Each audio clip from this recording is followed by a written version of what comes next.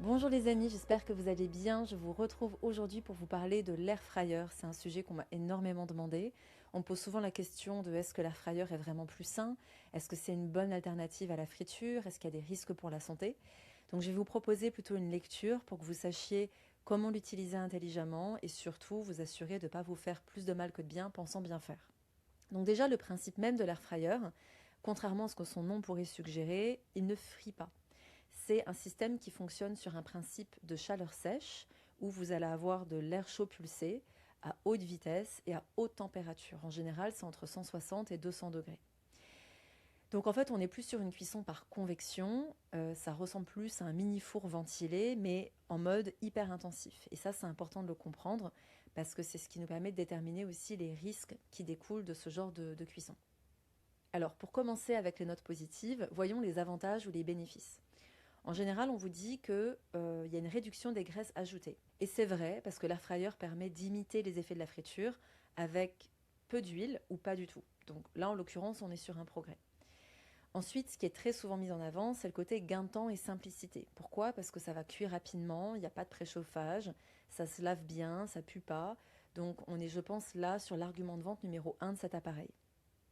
Donc là, clairement, si on compare l'air fryer à un appareil à frites traditionnel dans lequel il y a beaucoup d'huile oxydée, voire parfois le même bain d'huile qu'on réutilise, on est clairement sur quelque chose qui est meilleur. D'accord? Maintenant, il y a aussi beaucoup d'inconvénients parce qu'en fait, on a tendance du coup à se dire que c'est plutôt un système de cuisson rapide, pratique, qu'on va utiliser pour cuire nos viandes, cuire des légumes. On a ce côté un petit peu croustillant qui est intéressant. Et c'est là qu'il y a un problème. C'est qu'on commence à remplacer des systèmes de cuisson beaucoup plus sains, comme la cuisson à l'étouffée, à basse température de manière générale, ou la cuisson à la vapeur douce, pas ce genre de système. Donc là, ce qu'il faut savoir, c'est que quoi qu'il arrive, quand on commence à cuire à plus de 160 degrés, et c'est ce qui va se passer de manière automatique avec l'air fryer, c'est que vous allez avoir la formation de molécules qui sont pro-inflammatoires. On va retrouver notamment nos fameuses acrylamides. Donc ça, je ne sais pas combien de fois j'ai prononcé ce mot cette semaine entre le café et le micro-ondes hier, mais on a donc ces acrylamides qui sont surtout sécrétées, qui sont produites notamment avec les pommes de terre, les frites, donc les produits céréaliers, c'est-à-dire les aliments qui sont riches en glucides. Vous allez avoir aussi des acroléines. Ça vient plus des graisses qui sont oxydées. Donc, c'est pas parce que vous mettez peu de graisse que vous n'allez pas forcément mettre des aliments gras dans ce genre de système de cuisson, en fait. Et ça va s'oxyder et c'est nocif. Vous avez aussi les hydrocarbures aromatiques polycycliques. Rien que le nom, déjà, on a envie de se barrer en courant. Et ça, c'est en lien avec les protéines qui sont trop grillées. Donc on est, quoi qu'il arrive, sur des molécules qui sont pro-inflammatoires, donc ça favorise l'inflammation. Pour rappel, l'inflammation fait le lit de toutes les maladies. Je vous rappelle aussi que j'ai fait une masterclass complète sur l'inflammation, elle est gratuite sur ma chaîne YouTube. Et ces molécules-là, en fait, sont cancérogènes. Ok, donc pour moi, ce qu'il faut vraiment comprendre, c'est qu'il y a un problème de température. Ça va aussi être corrélé à la durée de cuisson. Plus vous cuisez longtemps, plus ça va être problématique.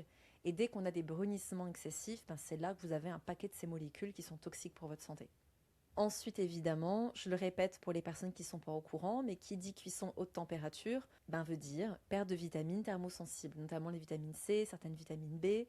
Vous allez perdre des enzymes, vous allez perdre des antioxydants. Et ça va être particulièrement vrai pour les légumes, pour les fruits, pour certaines protéines que vous allez mettre potentiellement à cuire dans l'air fryer. Donc je pense que déjà à ce stade, vous avez clairement compris que c'est pas quelque chose qu'on va utiliser régulièrement. Et moi personnellement, c'est pas un appareil que je sortirai plus souvent que mon appareil à raclette. D'accord? Ce qui veut dire une fois par an. Ça, c'est mon avis. Le problème majeur de ce genre d'outil aussi, c'est là clairement pour moi une problématique grave, c'est les revêtements toxiques, c'est-à-dire à base de PFAS. On va retrouver dans les air fryers classiques des revêtements type téflon qui sont donc anti-adhésifs, mais ça c'est bourré de perturbateurs endocriniens, d'autant plus que si c'est un petit peu rayé, là clairement vous le mettez à la poubelle parce que ça devient ultra toxique. C'est aussi des polluants persistants et on sait que c'est associé à des troubles hormonaux, immunitaires et métaboliques.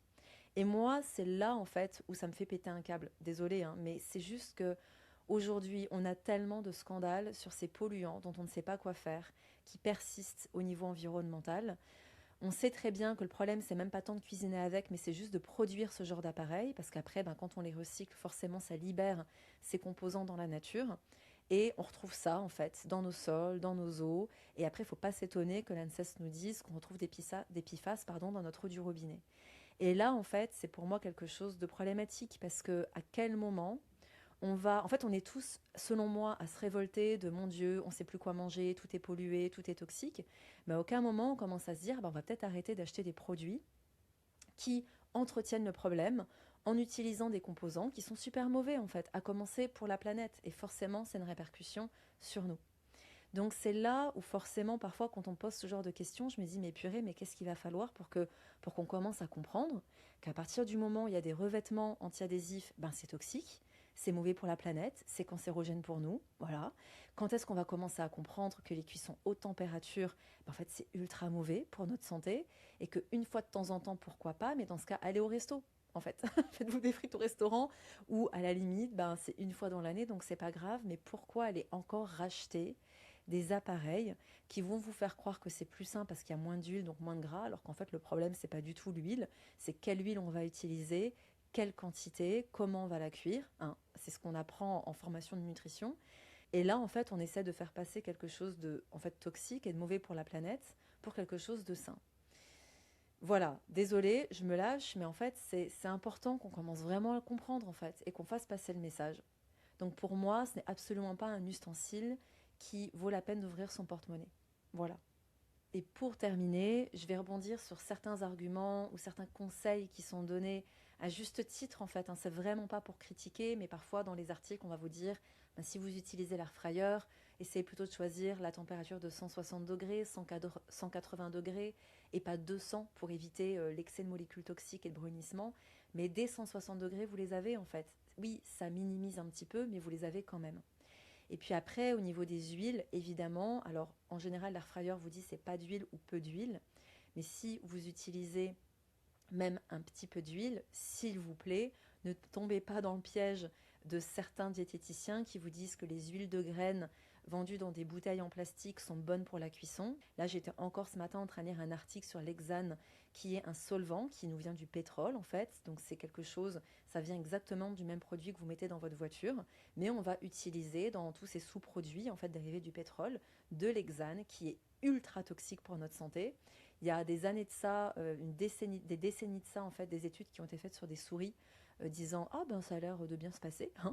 Et puis sauf qu'en fait avec le temps, au bout de 10, 20, 30, 40 ans, en fait, on se rend compte que c'est ultra toxique, que l'hexane est un solvant qui est extrêmement volatile et instable et que ça crée plein de problèmes de santé.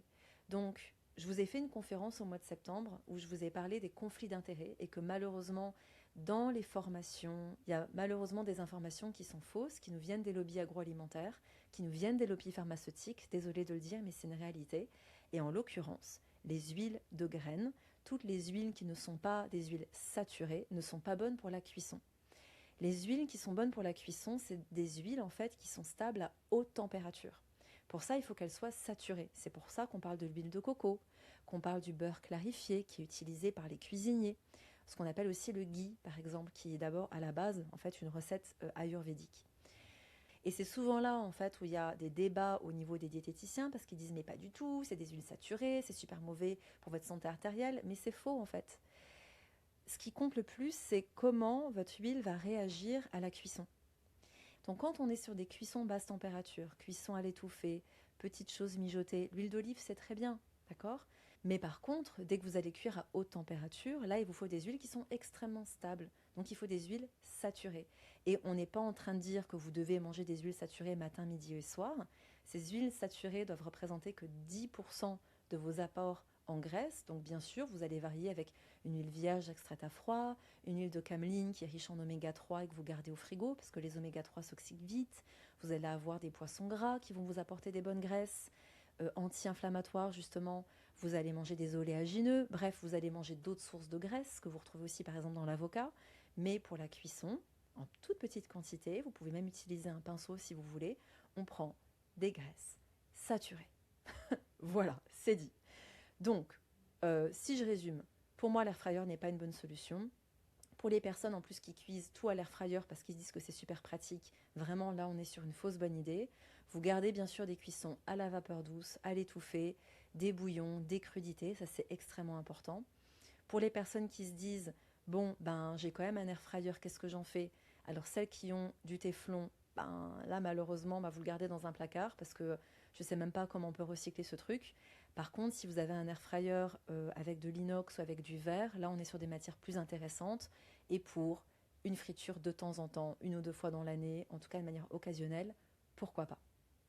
Donc, en conclusion, la vraie question, c'est pas est-ce que c'est sain, mais c'est plutôt dans quel contexte, à quelle fréquence et avec quelle habitude alimentaire au quotidien.